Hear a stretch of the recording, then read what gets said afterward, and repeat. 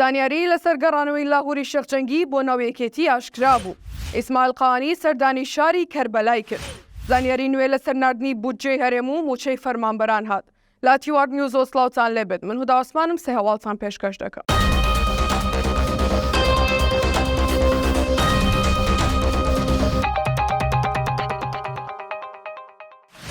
لە کۆتا کۆبوونەوەی مەکتەب سیاسی یەکێتیدا شانەز ئیبراهیم ئەحمەد پێشنیاری کردووە بۆ بەهێزکردنی یەکێتی لە هەڵبژاردننی ئەنجومەنی پارێزگای عێراق و هەڵبژاردننی کوردستان لاهووری شێخجەنگی بگەڕێتەوە بۆ ناو یەکێتی و پێگە و پلەی پێ بدرێت.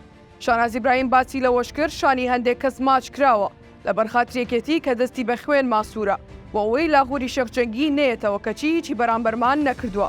تیوار نیوز زانیوێتی لە کۆبوونەوەکەدا هەریەکە لە باڤڵ تاڵبانی و ڕەفعات عەبدوڵڵا و ئاسۆ مامەند دژی پێشنیارەکە بوون.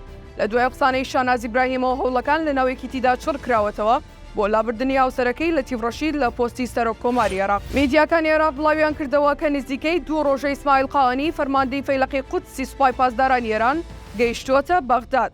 باسییان لەوەش کردووە قانی چاوی بە ژمارەیەک بەرپرس و سەرکردەی هێزە سیاسیەکانی عێراق دەکەوێت و پێدەچێت لەگەڵ محەممەد شیع سوودانی سەرۆک وەزیرانی عێراقیش کۆ ببێتەوە. لە ئاگرتێکی ڤیدیۆیشدا دەردەکەوێت کە ڕۆژی هەینی ئیسماعیل قانی سەردانی مەزارگەی ئیمام حوسێنی لە شاری کەربەلا کردووە. بڕیارە سبەینێ شاندێکی هەرێم لەبارەی بودجەوە سەردانی بەغداد بکات. شاخەوان عەبدوڵڵا جێگری دووەمی سەرۆکی پەرلەمانی عێراق بە میدیاکانی ڕاگەیاند سبەینێ شاندێکی هەرێم دەچێتە بەغدا و بابەتی ناردنی بودجە لەگەڵ بەرپرسانی حکوومەتی عێراق یەکلایی دەکاتەوە.